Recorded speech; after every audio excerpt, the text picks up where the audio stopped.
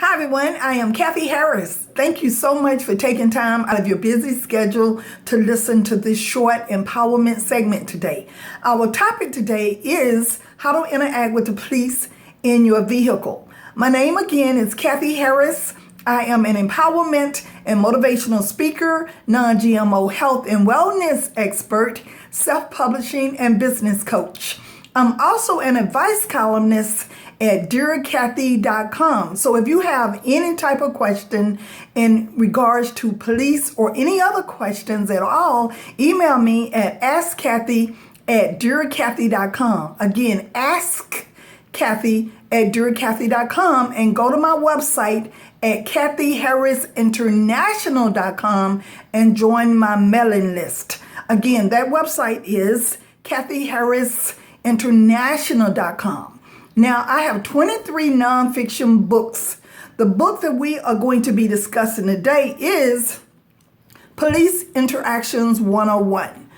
I also have a CD. So this book is offered to you as an ebook, paperback, and an audio book. So go to my website at angelspress.com, www.angelspress.com, and order this book. All mothers, if you have a male child ages 12 or 13, this is the book that you need to buy for your children, all male children. So our topic today is how to interact with the police in your vehicle. Okay, so when the police come up to your vehicle, they are going to want to look at three different things. First of all, your driver license, your vehicle registration, and your insurance card. Now, if you don't have a vehicle registration, your bill of sale will do.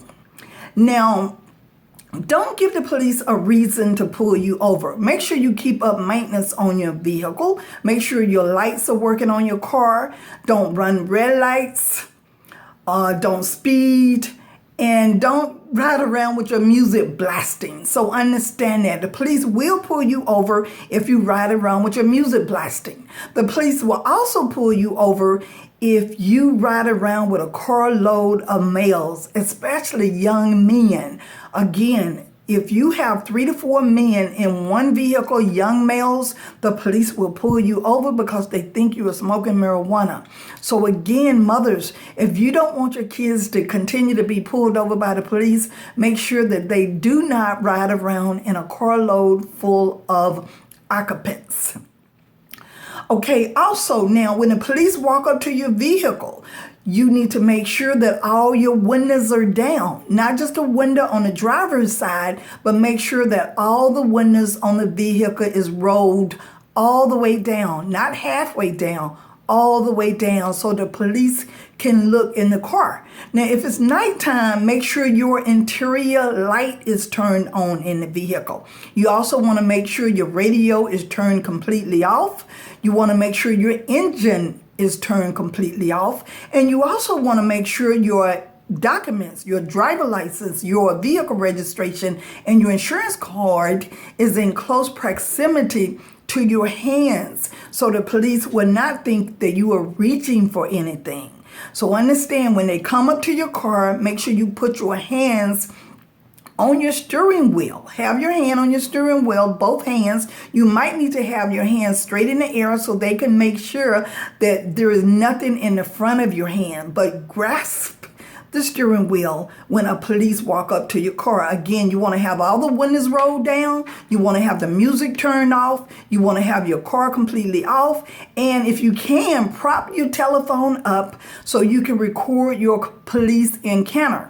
Now, if you can't record the police encounter visually, make sure you can record the conversations between you and the police. Now, you also might want to carry some other type of recording device and just put it under the seat. But again, be prepared for any type of police interaction. Now, with your hands on the steering wheel, when the police ask you for your documents, tell them exactly what you are doing. Okay, officer, My wallet is right here on the console. I am reaching for it now. So make sure that your wallet is either on the console or on the dashboard so the police can see it. If it's nighttime, he will shine the light on the movements of your hand. So again, have your wallet on the console of your car and tell the officer, "Officer, I am reaching for my wallet, which is on the console of the car." And do it very slow. Do not make any kind of fast movement. So understand that. Now, when a police initially walk up to your car, say the words, "Good evening, officer, how are you?" or "Good morning, officer, how are you?" You don't have the upper hand when you encounter a police officer. So make sure you are very pleasant with a police officer. It doesn't matter if they're cursing you out or calling you all types of names. You continue your composure and you be very, very pleasant with the police officer. You say, "Yes, sir," and you say, "No, ma'am," to a police officer. This is the time for you to be very, very respectful because, again, you don't have the upper hand with a police officer. Now, if the police officer tell you to get out of the vehicle, follow their demand. "Yes, sir, I'm exiting the vehicle." That's what you say. Now, if there's more than one occupant in a car, sometimes the police will tell you to exit a vehicle for their officer's safety. They want to make sure they can see everything that's going on, so they would tell you to exit your vehicle. That's fine. Now, however, they usually tell minorities to exit the vehicle more than any other races. So understand that this is something they do. However, follow the orders and just exit your vehicle. A lot of times they will call for a drug dog to run a drug dog on your car. And again, they do this to mostly minority drivers. But don't worry about that. If they find anything, then you could just fight back later on. Now, the police do not have the right to search your vehicle. But if you're out there by yourself in an isolated area, of course, you're not going to tell the police that I do not consent to a search. However, they would try to say a statement to you and make it unclear. So listen exactly to what the police is saying to you. They might say something like, "I'm going to ask you to empty your pockets." You can say, "I do not consent to a search." But after that, you don't want to say anything else to a police officer. You want to use the magic words. "I am going to remain silent. I would like to see a lawyer." Again, police officers is not your friends. So you don't want to conversate with police officers. You don't want to say anything else to a police officer but the magic word. "I'm going to remain silent. I would like to see a lawyer."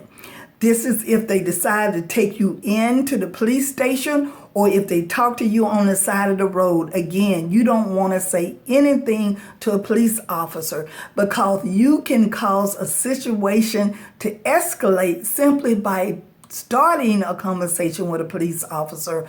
You know, a lot of people think they could talk themselves out of a ticket. But again, you don't want to say anything to a police officer. Now, if you're a female driving out there, if you get pulled over by the police, always try to drive to a more populated area. So maybe somebody can witness the incident or else. But also, if you are a female and you're driving out there and you get pulled over by the police, a lot of females are refusing to stop until they call 911 and ask for additional police to come on the scene. So it's your right. So if you're being pulled over, and actually anyone can do this, if you're being pulled over by the police, call 911, give them your name, try to give them the street and the cross street, tell them where you are, tell them you're being pulled over by the police and you want a police sergeant to come to the scene. Because what you want to do, you want to make sure you hold that police sergeant accountable for what's going to happen to you. Now, most acts of racial profiling can be prevented simply by first-line supervision. So that's why it's important sometimes to get the sergeant out on the scene because, again, most sergeants or most first-line supervisors can actually prevent most acts of racial profiling. So that's what you need to understand. A lot of this racial profiling takes place because people don't file complaints. As long as you continue to allow police to treat you horribly and not file a complaint, this is why they continue to do this stuff. They also continue to harass drivers simply because they might have their friends on duty. Now, a lot of time police officers, they know who's on duty. They know who's down the street that's going to come as a backup for them. It might be a good friend. And these particular officers could be the officers that's harassing people. So again, when they know that their friends are on duty, a lot of times this racial profiling only takes place when they know that they're going to be backed up in the community by their friends. Now, I am the racial profiling whistleblower. I blew the whistle back in 1998. I am the flying wild black whistleblower. I actually wrote a book. My first book came out. It was entitled Flying Wild Black. I wrote the book because of what happened in U.S. Customs. Again, racial profiling is when a certain group of individuals are treated with a more severe form of inspection or examination. So back in 1998, I went to Congress, I went to the Senate, and I went to the media, and I told that my co-workers, United States Customs inspectors, was targeting female travelers for abusive pat-downs, illegal strip searches, and prolonged detentions, which lasted for up to 4 days. Now, they was targeting African-American female travelers that was coming in from international countries. So again, I blew the whistle on what was happening in my job. And if we are going to make any reforms in this country, it's important for whistleblowers in the police department to have a say-so in some of the reforms that need to be put into place right now. So if you know of any males or females who have become whistleblowers in police departments, these are the people you need to be following behind, rallying behind, and supporting right now, whistleblowers. Now, a whistleblower is a person who exposes mismanagement, abuses of authority, prohibited personnel practices, and other acts of corruption which affects the health, the safety, and the welfare of an entire nation of individuals. Now, when I worked on my job, again, I used to work with former police officers. As a matter of fact, 30% of my coworkers in U.S. Customs were former police officers, 30%. So I used to sit around and listen to these guys for 27 years. I used to listen to how they used to brag about pulling their weapons and scaring people when they was on the job. I used to listen to how they used to racial profile people, how they used to do it, and how they used to get away with it. And because I had all of this great information on how to move forward, this is another reason that I wrote my book. So this is my background. I have a criminal justice background with some great information on how to move forward. Now, when I was in Atlanta, Georgia, I'm currently staying in Dallas, Texas, and I've only been in Dallas for a couple of weeks, but before Dallas, I was in Austin, Texas, and before Austin, I was in Atlanta, Georgia for 20 years. Now, when I was in Atlanta, Georgia, I sat on the Criminal Justice Coalition, and we had all of these community members come into our particular meeting to give a report on about what happened to them when they had encounters with the police. So understand, some of these young African-American males are stalked by the police. Now, when you leave your home every day, the police can run your tag. They know exactly where you work, where you're going, and other things you're doing. And a lot of males or being stalked by the police. So when we talk about putting reforms into place in this country, we need to look at stalking as part of the new laws and regulations that need to be put into place to protect civilian officers. Civilians. So understand that. So again, we want to look at stalking. So again, a lot of these police officers are stalking the young males. We know that police officers are jealous of people when they have nice vehicle. They're jealous of people when they wear nice clothes. So understand that most police officers have to work 2 jobs because the starting salary for a police officer is only at $30,000 to $40,000. That's not a lot of money to put your life on the line. So this is why a lot of police officers ended up working in my agency with U.S. Custom because, again, police officers don't make a lot of money. Now, I do think police officers should be paid more money, just like a school teacher. They need to be paid more money. Now, when I was in Atlanta, also on Memorial Drive, which was right down the street from the police station, this is where the police would stop a lot of the cars. I was even stopped 3 times on Memorial Drive at one time. But every Tuesday night, the police officer would have all the tow trucks lined up because every Tuesday night, they will pull over all of the cars. They knew people would not have a driver license. They knew people would not have insurance cards and other documents you are supposed to have when you drive a vehicle. So understand that. So in Atlanta, they were just pulling over all of these people, making all of this money for their police departments. So again, you want to make sure your documents are up to date. Make sure all your documents are up to date. Don't give the police a reason to pull you over, and certainly don't give the police a reason to put you in jail. So make sure all your documents are up to date. Also, on Panola Drive, where I used to live, every morning when I used to get on the freeway to go to work, the police will always have someone pulled over. So they had certain spots, certain roads where they will racial profile individual to make money for their police departments. So that's another topic that we need to discuss. Are the police pulling over people, giving people tickets to make money for police departments?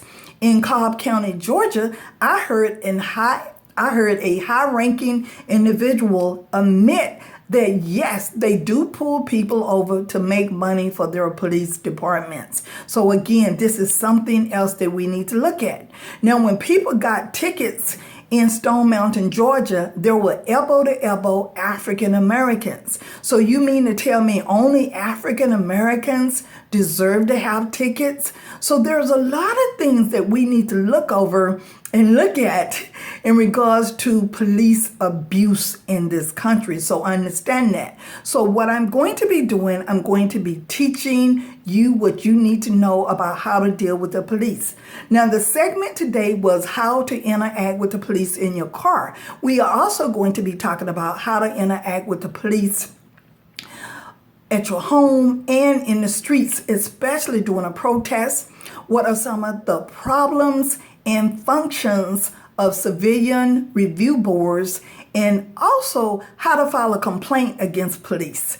So again, we are going to be going over some great information on how to move forward, and everything that I'm going to be talking about is in this book. Now, all of my books can be read by 12-year-olds and above, so you don't have to wait for me to get on video to teach you about what it is that you need to do right now to move forward in regards to police abuse. You could just go ahead and buy the book. Again, the book is available as an ebook, a paperback, and an audio book at angelspress.com, www.angelspress.com. You could just go into Amazon, Barnes & Noble, and other sites and put in the word Police Interactions 101, how to interact with the police in your car, on the streets, and in your home.